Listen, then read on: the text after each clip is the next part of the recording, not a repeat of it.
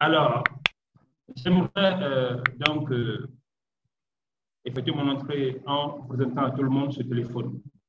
J'espère que tout le monde voit bien. Si vous observez bien, ce téléphone a un écran brisé. Voilà. Comme cela nous arrive un peu souvent à tous, d'avoir donc des téléphones avec des écrans brisés ou avec des batteries qui ne fonctionnent pas ou avec d'autres pièces défectueuses. Alors, pourquoi est-ce que j'en parle? Parce que ce téléphone-là, si tout de suite j'ai aimé l'envie de le vendre, si je le propose dans cette salle, c'est sûr que très peu de gens seront intéressés. Ils diront qu'il a un écran brisé, donc il n'est pas fonctionnel. Alors, vous voyez que celui qui l'a, donc on va dire, inventé, a prévu, en le commercialisant, des pièces de rechange. Donc, je peux tout de suite aller dans un magasin et demander qu'on me remplace donc l'écran. Dès l'instant où on met un écran neuf, ce téléphone redevient neuf. Je peux en ce moment-là le reproposer ici en vente et vous verrez que, en tout cas, beaucoup de gens voudront l'acheter.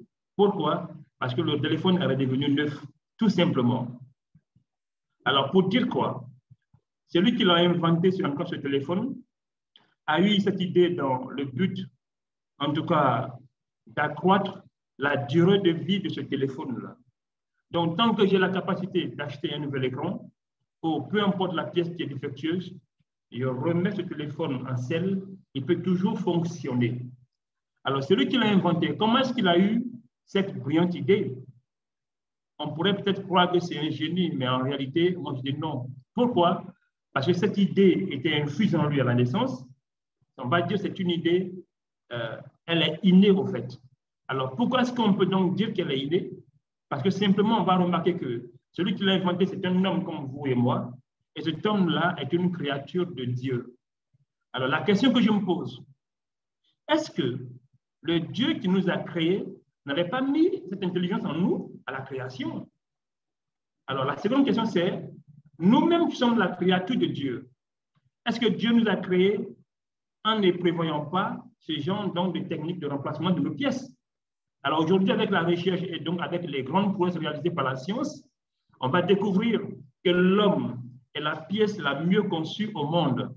Donc technologiquement parlant, ou spirituellement ou divinement parlant, l'homme est l'invention la plus absolue. Alors aujourd'hui, donc, on va donc affirmer que l'homme a été créé en étant doté donc de toutes les pièces de rechange. Ce sont ces pièces de rechange donc découvertes qui vont donc donner naissance à ce qu'on appelle aujourd'hui la thérapie cellulaire. Alors, pour comprendre ce phénomène, il faut absolument que nous parlions de ce qu'on appelle les cellules souches. Donc, elles vont nous ramener à la création de l'homme. Alors, comment est-ce que l'homme a été, on va dire, créé par Dieu? Pour que l'homme puisse exister, il a fallu la présence de deux individus, donc une femme et un homme.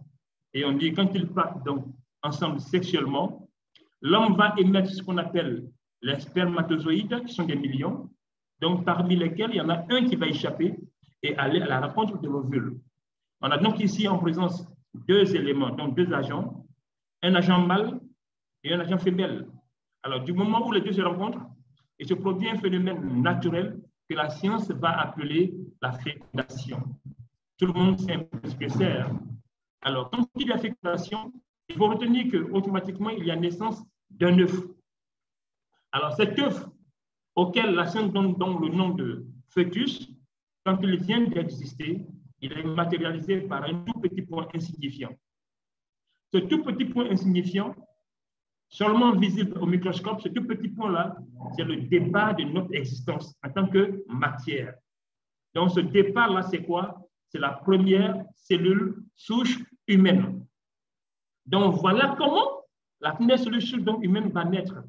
Et alors, dès l'instant où elle commence à exister, elle va entrer dans une phase de mitose. C'est quoi la mitose? Cette cellule, donc ce petit point-là, va simplement se mettre à dupliquer. Donc, de un point, ce point va se diviser en deux. Et au lieu de donner, donc, on va dire 0,5, il va donner comment? Deux points identiques. Alors, ces deux points identiques vont faire de même. Alors, on a ici donc, on va dire la première cellule souche qui vient d'exister. Et dès qu'elle vient exister, donc, elle va entrer dans la phase de mitose, elle va se diviser en deux. et en se divisant en deux, donc donnent lieu à 2 points identiques, qui vont faire de même pour donner lieu à 4 points identiques, et qui, ainsi de suite, donc à se multiplier. Alors, dans leur évolution, ces points, les cellules souches ne vont plus s'arrêter. Elles vont évoluer. Et dans leur évolution, elles vont atteindre un premier niveau de maturité qui est compris entre 1 semaine et 2 semaines. En ce moment-là, donc, on parle de l'âge embryonnaire. Alors, ce qu'il faut retenir, c'est que dès l'instant où la cellule souche devient embryon, elle devient donc alors capable de fabriquer les 400 organes qui composent notre métabolisme. Donc, c'est la première révélation de ce soir. C'est sûr que beaucoup se posent la question, mais il parle de quoi? Alors, on a ici une image qui va parfaitement l'illustrer. Ici, on a les différentes séquences donc, des 9 mois que dure la grossesse. On a ici le mois 1, donc le mois pendant lequel, aux premières heures, dont la cellule va naître, elle va se dupliquer, elle va se multiplier. Donc, dans leur multiplication, ces cellules-là vont atteindre des chiffres records, notamment des millions. Alors, à un moment donné, ces cellules-là vont, par catégorie donc, de cellules, se différencier. C'est-à-dire qu'elles vont se transformer et elles vont commencer donc à fabriquer les différents organes qui nous composent. Alors, vous voyez ici dans leur évolution, on voit le corps humain qui se dessine de façon progressive. Alors, on va voir les mains apparaître, les oreilles qui vont apparaître, les narines, la bouche, les yeux. Et à l'échéance donc des 9 mois, on va dire que les cellules souches ont achevé leur processus donc de fabrication de l'humain. En ce moment-là, la femme, par poussée ovarienne, va mettre au monde un bébé. Ce qu'il faut retenir, c'est que le bébé qui naît en ce moment-là, ce bébé-là, c'est-à-dire vous et moi à la naissance, il est composé, on va dire, à 100% de cellules souches. Donc, ça, c'est la deuxième grande nouvelle de ce soir. Alors, on découvre que quand nous naissions, nous n'étions donc composés d'aucune autre matière que des cellules souches. Vous prenez le bébé que vous tenez entre vos mains, depuis les cheveux, le cuir chevelu, les os, les muscles, le sang, tout ce qu'il le comporte, tout est fait de cellules souches. Donc, l'homme à la naissance n'était rien d'autre que des cellules souches. Alors, maintenant que l'homme est né, on peut donc penser que les cellules ont achevé leur mission, alors que là, nous n'en sommes qu'à la phase 1 de la mission. Donc, cette phase 1 étant achevée, on passe à la seconde phase. L'enfant est né, donc le bébé existe. Alors, l'enfant qui naît, dans la masse corporelle qu'on tient entre les mains, cette masse corporelle-là, on peut l'estimer à peu près à 70 milliards de cellules souches. Alors, pendant ce temps, il y a une catégorie de cellules bien estimables. On peut donc estimer entre 5 millions et 25 millions. Et cette catégorie-là, elle va aller se loger dans ce qu'on appelle la moelle osseuse, donc notamment lorsque vous voyez ici sur l'écran. Donc, la moelle osseuse, on va dire que ce sont les gros os, notamment les os des bras, les os des jambes. Donc, ces gros os-là comportent en leur sein une sorte de chambre où donc vont proliférer nos cellules souches. Donc, le reste de notre vie, après la naissance, tout le reste de notre existence, ces cellules souches-là vont jouer le rôle de pièces de rechange. C'est quoi des pièces de rechange? Alors, pour ceux qui ont déjà eu à acheter un véhicule chez un concessionnaire, vous vous rappelez, vous n'avez eu qu'à y mettre du carburant et en démarrant, vous l'avez emmené. Ce véhicule-là, il va fonctionner sur une période comprise entre 6 mois et 1 an. Alors, il arrivera un matin voulant démarrer, le véhicule va refuser de démarrer. Pourquoi? Parce qu'une pièce est venue à être défectueuse. Alors, c'est pour vous dire quoi? Que l'homme est exactement comme ce véhicule-là. Donc, nos 400 organes fonctionnent comme les pièces du véhicule. Et pourquoi est-ce que je le dis? Alors, la troisième révélation, c'est que nos pièces de rechange, donc nos organes, n'ont pas une durée de vie illimitée. Chaque organe a une durée de vie bien précise, limitée dans le temps. Alors, entendez-moi bien, je vais vous prendre ici 3 exemples, notamment l'exemple du cœur. Le cœur, par exemple, a une durée de vie maximum de 25 ans et pas plus. Donc, lorsque nous sommes nés, on est né avec un cœur. On va donc exister, on aura 1 an, 5 ans, et 6 ans, 7 ans, 10 ans. Et le jour où nous aurons 25 ans, à 26 ans, nous allons avec un nouveau cœur. Donc, on a un nouveau cœur pour encore un parcours de 25 ans. En ce moment, l'humain aura 50 ans. À 51 ans, l'humain a un nouveau cœur pour encore 25 ans. En ce moment, il aura 75 ans. Donc, tous les 25 ans, l'homme a un nouveau cœur. Donc, tant que votre cœur se renouvelle tous les 25 ans, on dit de vous que vous êtes sain du point de vue cardiaque. Alors, si le cœur donc, a la capacité de renouveler tous les 25 ans, cela dit, les 400 organes dans leur ensemble ont chacun un cycle de vie. Alors, second exemple, on va prendre le cas du pancréas. Le pancréas, c'est l'organe qui est sujet à la sécrétion d'une hormone qu'on appelle l'insuline. Alors, ce pancréas-là, lui, pendant que le cœur dure 25 ans, lui a une durée de vie maximum de 7 ans. On l'estime entre 4 ans et 7 ans. Donc, tous les 7 ans, nous avons un nouveau pancréas. Alors, ça veut dire quoi? Si Justin fallait prendre son âge actuel, que je le divise en 7, j'ai un chiffre qui m'indique le nombre de pancréas que j'ai eu depuis la naissance. Donc, tous les 7 ans, je vais continuer à avoir un nouveau pancréas tant que j'ai des pièces disponibles pour leur remplacement. Alors, pendant que le cœur dure 5 ans, le pancréas 7 ans, on a des organes qui, eux, sont parmi les plus fragiles. Alors, je vais nommer les intestins. Alors, cela va encore vous surprendre. Nos intestins ont une durée de vie maximum de 5 jours. Donc, pendant que le cœur dure 25 ans, le pancréas 7 ans, nos intestins sont renouvelés tous les 5 jours. Donc, tous les jours, entre 3 jours et 5 jours, nous avons de nouveaux intestins. Donc, vous comprenez ici que l'homme est un perpétuel renouvellement. C'est ce qu'on appelle le phénomène de la régénérescence. Donc, ce phénomène-là, il a été ancré en nous de manière naturelle, de manière divine. Dieu nous a créés ainsi, de manière à ce que nous soyons autonomes. Est-ce que vous voyez un peu? Alors, comment cela va se faire de façon technique, de façon réelle? Je vous montre ici une image qui va l'illustrer. Alors, supposons l'organe 1, donc le cœur, a atteint ses 25 ans. Le cœur n'a pas besoin d'être malade. Les seins, ou peu importe son état, le cœur doit être remplacé après 25 ans. Alors, qu'est-ce qu'il va faire? Le cœur, qui donc est, on va dire, à l'échéance de son existence, va communiquer. Comment est-ce qu'il va communiquer? Le cœur va libérer dans le sang ce qu'on appelle des composés. Dès l'instant où ces composés sont libérés, ces composés-là vont alerter nos cellules souches qui, elles, sont dans la moelle osseuse. Alors, il va se passer quoi? Suivez bien ce schéma-là. Dès que le cœur donc libère les composés, nos cellules souches vont se libérer dans le sang. Vous suivez un peu mon curseur? Donc, elles vont se libérer dans le sang. Elles vont circuler dans les fins capillaires de nos tissus. C'est quoi? Ce sont les tout petits vaisseaux sanguins en nous, qui sont des conduits sanguins. Donc, pourquoi est-ce qu'ils vont circuler? Elles vont migrer vers l'organe demandeur, notamment le cœur. Et en ce moment, dès qu'elles l'ont identifié, elles vont proliférer, c'est-à-dire qu'elles vont devenir nombreuses. Et la dernière étape est l'étape de différenciation. C'est un terme technique, donc scientifique, pour dire simplement qu'elles vont se transformer. Elles vont donc passer de leur état de cellules souches à celui des cellules de l'organe demandeur.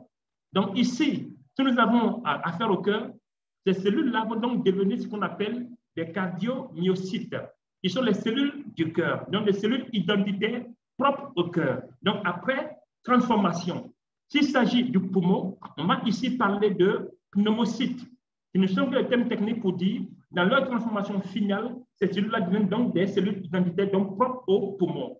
S'il s'agit, on va dire, du foie, ces cellules-là vont devenir donc ce qu'on appelle des hématocytes et tout. Et s'il s'agit du pancréas, elles vont devenir des cellules endocrines ou des cellules pancréatiques. Donc, je peux vous citer donc la liste des 400 organes avec chacun des cellules dans leur dénomination finale. Donc, les cellules, à l'origine, on les appelle les cellules souches. C'est lorsqu'elles se différencient qu'elles vont devenir donc des cellules spécialisées, donc des cellules de l'organe pour lequel elles ont donc effectué la transformation.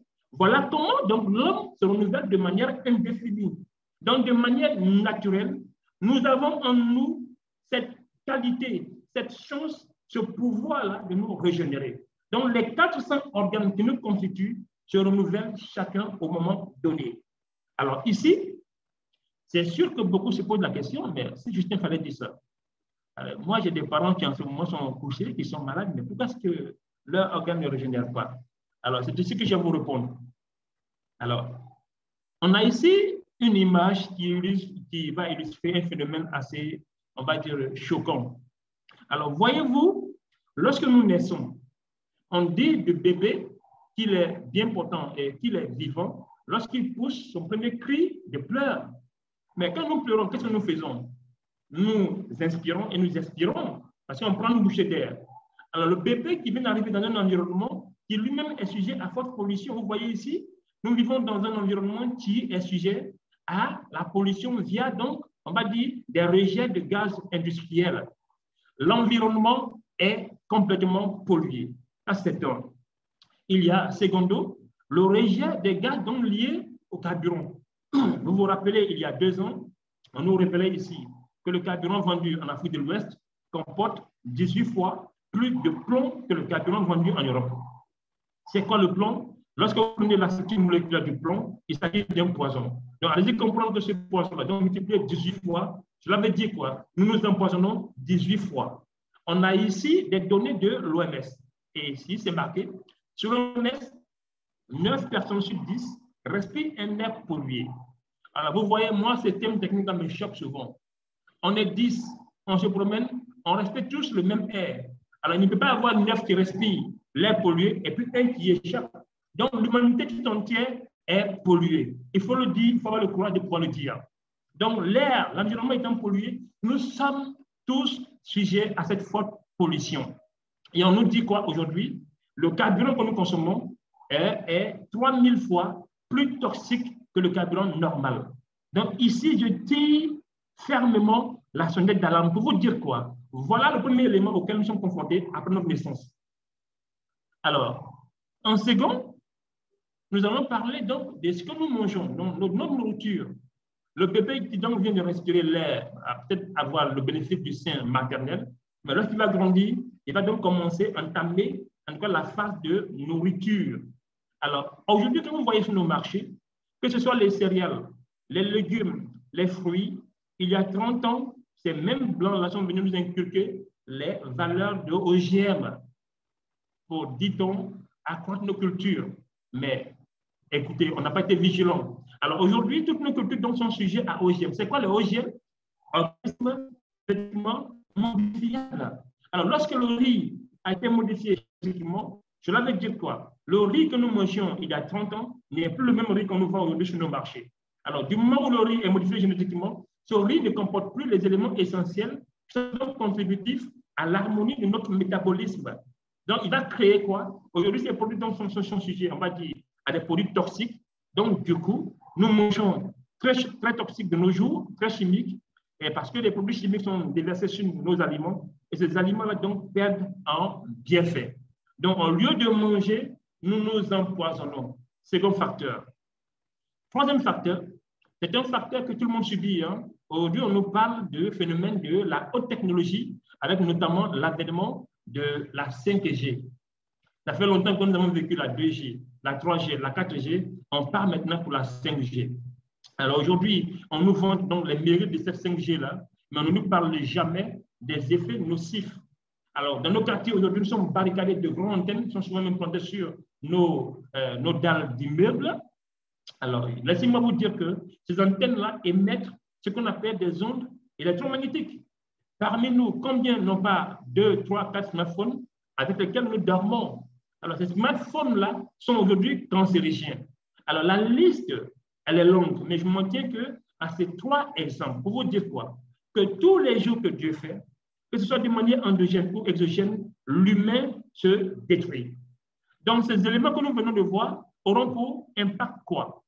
Alors, on a ici donc sous nos yeux notre moelle osseuse qui donc est l'usine que Dieu nous a dotée, dont il nous a dotés.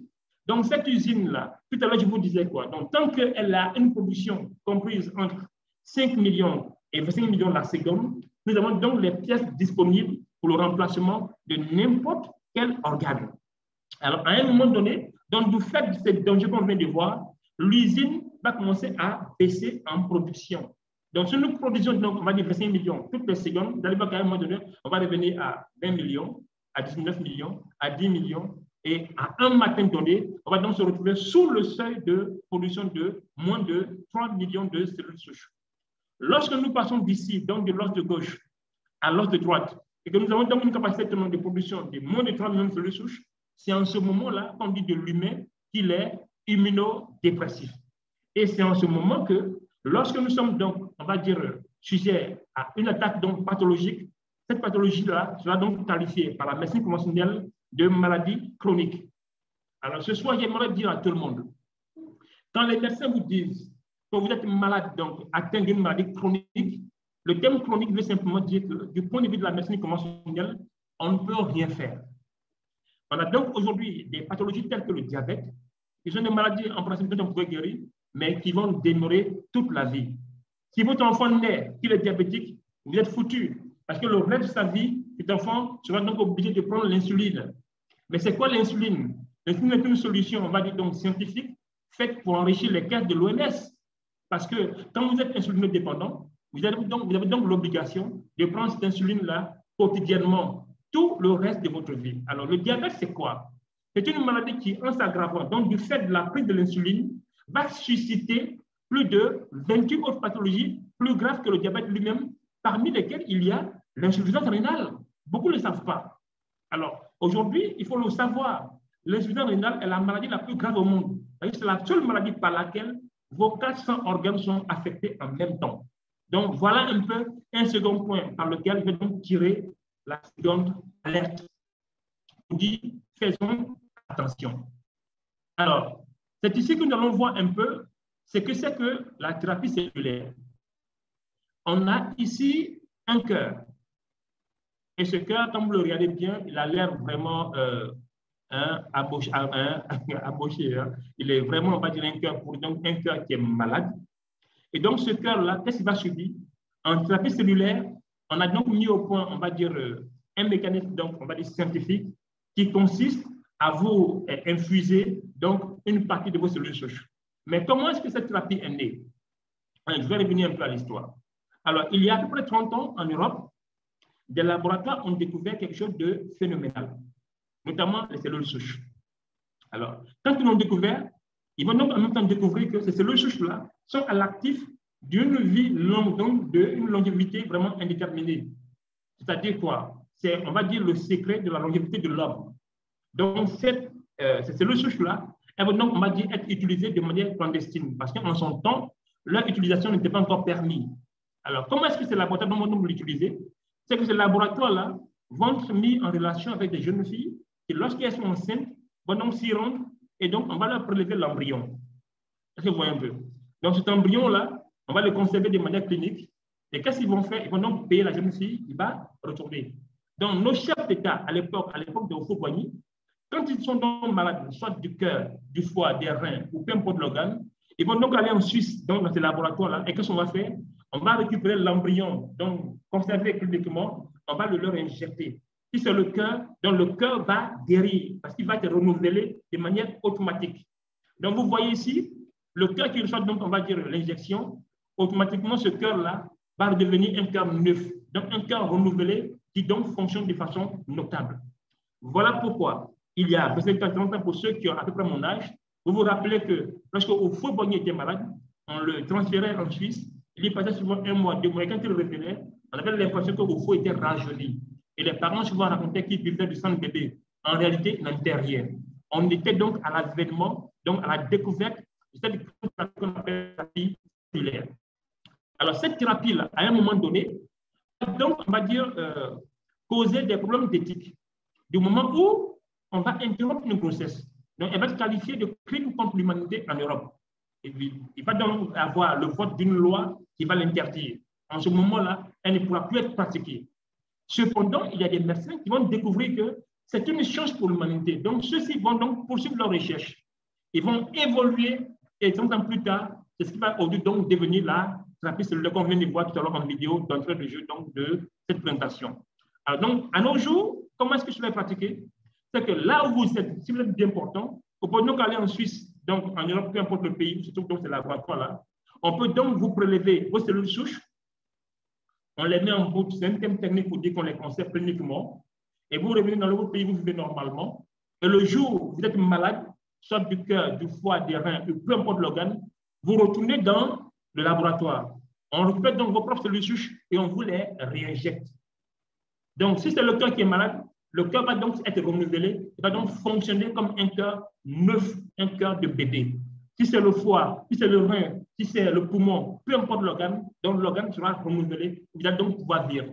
Donc, cette science aujourd'hui est appelée la science de la vie éternelle. Pourquoi? Parce qu'elle ramène l'humanité à l'époque d'Abraham, qu'on a connu aussi bien pour les musulmans que pour les chrétiens. Abraham qui a vécu plus de 172 ans, si je m'en tiens au dire donc, dans nos différents lieux de culte. Alors, on voit aujourd'hui, hein, nos grands-parents, ils vivaient longtemps. Mais quand on prend aujourd'hui un pays comme la Côte d'Ivoire, on vous dit que l'espérance de vie est de 46 ans. C'est-à-dire que l'espérance de vie a vraiment chuté au point où l'Ivoirien de 46 ans est déjà, on va dire, guetté donc par la mort. Pourquoi? Du fait donc de tous ces dangers que nous venons de voir. Aujourd'hui, donc, notre vie, donc notre usine ne fonctionne pas. Donc, cette thérapie-là est, on va dire, la grande nouvelle, la bonne nouvelle pour l'humanité. Cependant, cette thérapie, donc, on va qualifier de médecine de demain, effectivement, c'est la médecine de l'avenir. Pourquoi? Parce qu'elle se dit aujourd'hui médecine régénératrice. Et second point, troisième point, c'est que c'est une science, une médecine qui est 100% naturelle. Donc, du coup, elle libère le monde, en tout cas, de ses problèmes, donc, on va dire, métaboliques.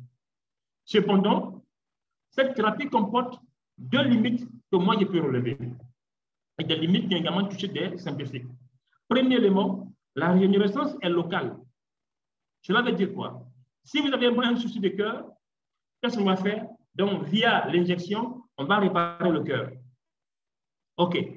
On suppose que le cœur est réparé, vous devez encore 25 ans pour pouvoir vivre. Bravo. Alors, ce qu'il faut savoir, c'est que dans le champ métabolique, les organes travaillent de façon, on va dire, harmonieuse. Alors, dès l'instant où un organe donc, sort du champ donc, métabolique, il va causer le dysfonctionnement d'autres organes. Donc, si votre cœur fonctionne mal, ce cœur-là, son dysfonctionnement va forcément susciter le dysfonctionnement dans d'autres organes autour. Ça peut être le pancréas, ça peut être dans le poumon, ça peut être dans la bile, ça peut être n'importe quel autre organe. Donc, on suppose que vous payez pour renouveler le cœur. Alors, si après 2 mois, après le renouvellement du cœur, le foie également est malade, qu'est-ce que vous allez faire? Vous allez également faire appel à la thérapie cellulaire pour donc encore une seconde injection. Alors, ce qu'il faut savoir, c'est que pour chaque injection en thérapie cellulaire, le coût est de 47 000 €. Donc, à peu près 30 millions de francs CFA. Alors, la question, c'est quoi? Combien d'humains ont 30 millions de francs CFA pour régénérer chaque organe? Voici la grande question. Donc, du coup, nous sommes confrontés à un dilemme. On a d'une part une grande nouvelle, un phénomène donc, qui donne de l'espoir à l'humanité, mais à côté, à quoi sert donc ce phénomène-là si personne ne peut y accéder? Donc, du coup, aujourd'hui, il n'y a qu'une portion d'humains qui peut donc accéder à cette prouesse scientifique. Voilà comment donc révolter. Un monsieur que vous allez maintenant découvrir va lui passer au stade, on va dire, élevé. Ce monsieur que vous voyez ici, il est scientifique, c'est un médecin. Son nom, c'est le docteur Fred Joly. Lui va trouver la thérapie cellulaire vraiment assez fantastique. Mais cependant, il va être choqué face au coût de cette thérapie-là. Mais il va se dire, tout comme Justin Fallait, à quoi bon une thérapie donc, qui sauve l'humanité si l'humanité n'est pas y accéder? Donc, on reste au même stade. Donc, lui va se dire quoi? Est-ce qu'il n'existe pas donc d'autres approches par lesquelles on pourrait donc en venir au même résultat que la thérapie, mais sans payer autant de montants? Voilà comment, donc, lors de ses recherches, il a découvert cette pomme qu'on appelle le malus domestique. C'est une pomme assez caractéristique de ses valeurs. Il va, lors de ses recherches, découvrir qu'elle comporte ce qu'on appelle des cellules souches végétales. En plus de la pomme, il y a un autre raisin que vous voyez ici, qui porte le nom scientifique de Phytoceltex solarivitis. Alors, ce raisin-là est aussi caractéristique que la pomme. Il comporte comme par hasard les mêmes types de cellules souches végétales. Donc, voici les 2 fruits au monde qui comportent ces cellules souches-là. Ce sont des fruits assez particuliers. Et la pomme, on l'appelle la pomme suisse, elle ne pousse que dans les Hautes-Alpes en Suisse, les régions assez froides. Alors, en plus de ces 2 ingrédients, il va poursuivre ses recherches et va découvrir d'autres ingrédients, notamment des céréales, des légumes et des fruits, auxquels il va donc tirer les éléments essentiels qui vont l'aider à mettre en place un procédé scientifique que l'on appelle aujourd'hui STC30. Voici, chers invités, le produit pour lequel vous avez été invités ce soir, donc pour la grande découverte. Voici le produit qui va donc créer, on va dire, un pas au-dessus de la grande thérapie cellulaire qui est la plus haute évolution scientifique de nos jours. Ce produit que vous voyez ici va d'un cran au-dessus de la thérapie. Pourquoi? Alors, le nom, c'est un cycle pour dire stem cell total care, pour simplement illustrer donc le phénomène de la guérison totale de l'organisme à travers les cellules souches végétales. Alors, ce paquet que vous voyez ici, il est composé de sticks et le produit, il est en poudre. Quelles sont les compositions? Donc, d'une part, les deux types de cellules souches végétales auxquelles il va donc associer une association d'antioxydants. Alors, parmi ces antioxydants, on a ici le SOD, qui est le superoxyde dismutase, qui se trouve être l'antioxydant le plus puissant au monde. Et c'est quoi la mission des antioxydants? C'est que c'est une substance qui est produite naturellement par l'organisme. Et cette substance-là, elle a pour rôle donc de jouer le rôle d'agent nettoyeur pour l'organisme. On va dire que c'est le service de nettoyage. Donc, c'est la substance qui est en charge de nettoyer, donc de nous débarrasser de tous les déchets. Alors, aujourd'hui, quand vous regardez, donc, on va dire notre niveau de production de radicaux libres, donc de déchets, vous voyez que les antioxydants produits naturellement par le corps ne peuvent plus suffire à les nettoyer. Parce que naturellement, on a un ratio de nettoyage qui est de un antioxydant pour un radical libre. Alors aujourd'hui, donc, du fait de la forte pollution, vous allez voir que ce ratio sera dépassé. C'est-à-dire qu'il y aura tellement de déchets, donc de radicaux libres, que nos propres antioxydants ne pourront plus suffire à nous en débarrasser. Alors, vous voyez ici, on a notre organisme. Donc, on va dire qu'ici est sujet donc aux radicaux libres. Vous voyez un peu les poumons, hein, le foie, les reins et l'intestin qui ont l'air de pourrir. Donc, ici, on est un peu comme la rouille. Et qu'est-ce qu'il va faire donc l'antioxydant? Il va simplement donc nous nettoyer. On va donc passer de notre étape de rouille à l'étape donc de propreté. Il va nous nettoyer, donc créer un environnement propice donc au travail des cellules souches. Alors, ce produit-là, on le prend par lingual. C'est-à-dire quoi? On le prend par jeûne. Dès qu'on est réveillé, avant même de se laver les dents, on va l'ouvrir et on va le déverser sous la langue, en bas de la langue. En ce moment-là, on va donc rester couché, donc le conserver pendant une période comprise entre 5 minutes et 10 minutes. Et en ce moment-là, quand il a fini de fondre, il est recommandé de boire un grand verre d'eau. Pourquoi? Parce que simplement, sous la langue, on a des artères qu'on appelle les carotides, qui sont des conduits sanguins. Ces artères-là vont l'aspirer et via le sang, le conduire directement à la moelle osseuse. Alors, je sais que vous m'avez compris. Voilà. Alors, c'est quoi la moelle osseuse? Encore, je vais me répéter. C'est notre usine naturelle donc, de production de nos pièces de réchange. Alors, donc, du fait des phénomènes que nous venons donc tout à l'heure de découvrir, cette usine-là va donc commencer à baisser en production. Donc, sa capacité donc, de 5 millions à 25 millions la seconde, l'usine va commencer à régresser parce qu'elle va dysfonctionner du fait donc, de l'empoisonnement des grains de radicaux libres et de tout ce qui donc existe comme frein à leur évolution. Alors, à un moment donné, on va nous retrouver sur le seuil de 3 millions. Et donc, quand on apprend ce produit, qu'est-ce qu'il va faire? Il va simplement jouer le rôle de catalyseur. C'est-à-dire qu'à l'intérieur de notre moelle osseuse, il va simplement, au contact de nos cellules souches, les réveiller. Et quand elles sont réveillées, nos propres cellules souches vont donc se remettre à dupliquer. Vous voyez comment c'est assez phénoménal. C'est tellement intéressant. Et ici, donc, nous découvrons comment Dieu nous a fait de manière fonctionnelle, de manière divinement donc extraordinaire.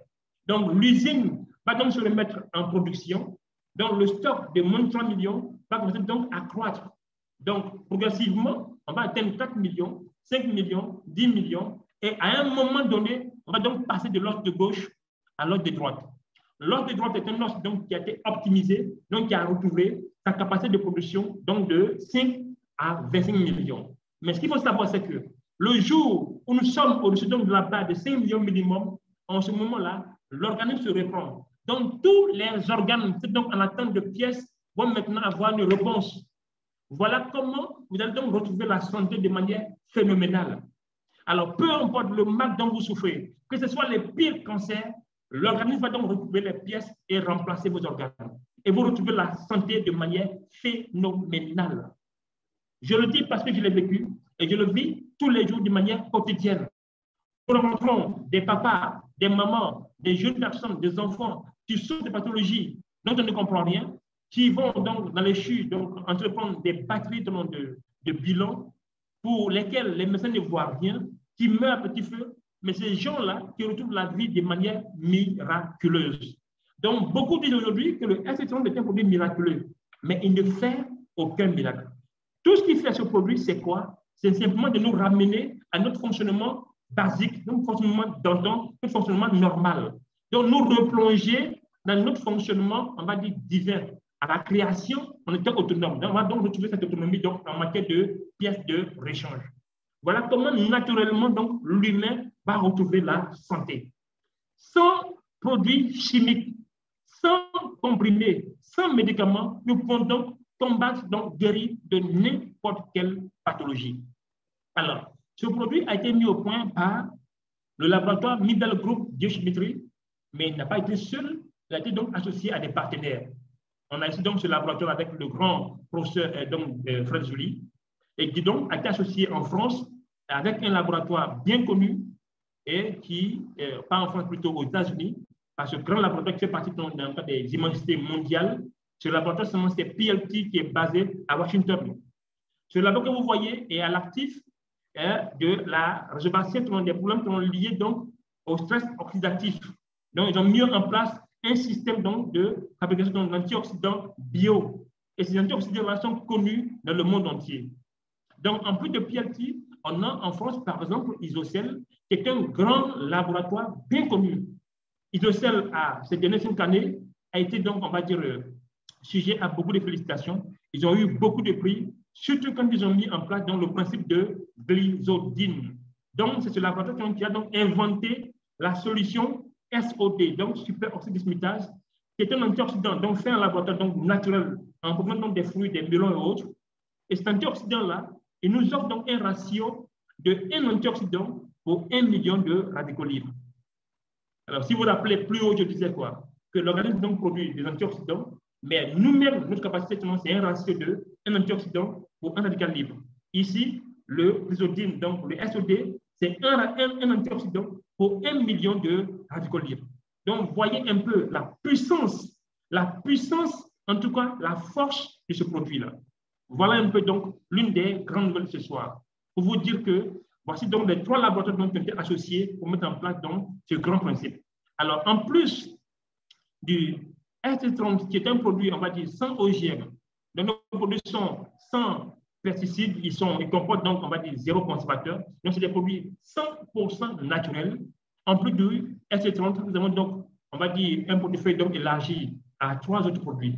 J'explique. Le SC30 est un produit généraliste. Lorsque Middle Group l'a mis en route, pendant près de 1 an à 2 ans, il n'a été que l'unique produit. Et avec ce produit, tout le monde a pu guérir de n'importe quelle pathologie. Mais pendant ce temps, le laboratoire donc, a poursuivi ses recherches.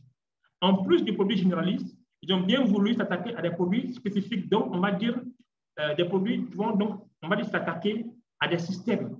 Ils vont donc répartir l'homme en 3 systèmes. D'abord, il y a le système digestif. Donc, pour celui-ci, nous allons mettre au point ce produit que nous appelons le SCC15, dont le nom s'est traduit par stem cell colonne cœur ou supella colonne cœur. C'est quoi la solution? Il s'attaque à ces pathologies qui partent de la bouche au rectum. Donc, toutes les maladies donc, liées au système digestif, ce produit-là est fait donc, pour apporter une solution notable. Et quand il vous parle de solutions, notamment des maladies telles que les cancers du côlon, des cancers du foie, des cancers de l'intestin, tous les cancers donc, qui émanent de notre système digestif, ce produit-là est une solution, on va dire, concrète. Ceux qui ont expérimenté ont vu les résultats de façon réelle, de manière patente et étonnante. Alors, en plus du SC15, Middle Group va donc s'attaquer au système immunitaire en créant Stem Cell Human Care ou Superlife Human Care. Ce produit-là, il est un produit, on va dire, né pour résorber toutes les questions, on va dire, bactériennes et virales. En réalité, ils l'ont mis au point pour le VIH, mais ça a devenu son avènement à considérer avec l'arrivée du corona. Et ce produit est à l'actif, en tout cas, de l'extirpation du corona de la Chine. Pour faire une recherche, vous allez le découvrir. Ce produit est un phénomène. Donc, il va venir réparer, donc restaurer votre système immunitaire. Alors, je rappelle ici que quand vous êtes atteint d'une maladie virale, votre système immunitaire est en lambeaux. Et ce système-là, quand il est en lambeaux, vous ne pouvez plus combattre parce que vos globules blancs ne sont plus là, ils ne sont plus fonctionnels. Donc, ils sont inactifs. En ce moment, la porte est ouverte à n'importe quelle maladie. Voilà pourquoi les personnes atteintes du VIH peuvent mourir de n'importe quelle petite pathologie. C'est-à-dire que le système donc, de défense est inexistant. Donc, ce produit, sa fonction, c'est de remettre, on va dire, au point votre système immunitaire. Et il est assez fantastique. Ce produit, il peut également voir ce qu'on appelle le système nerveux. Donc, toutes les pathologies sont liées à nos neurones, donc notamment les nerfs. Les maladies telles que les maladies liées aux nerfs sciatiques, tous ceux qui souffrent des maladies telles que Alzheimer, notamment le diabète de type 3, il y a des maladies de cerveau, telles que la folie, des maladies, en tout cas les pires sont liées à nos neurones. Ces maladies ont désormais une solution qui est résolue par la solution SNC, qui est Stem Cell Neurone Cœur. Voilà, chers invités, les 4 produits pour lesquels vous avez ce soir été invités. J'ai eu grand plaisir en tout cas à vous en parler. J'espère que mon exposé a été clair, vous m'avez bien compris. Je vais maintenant, avant de laisser le micro, donc vous dire ceci. Alors, sachez que chaque fois que le monde connaît une grande innovation, il va donc se créer, on va dire ce qu'on appelle le transfert de masse monétaire. Donc, toute innovation est adossée à un enrichissement concret.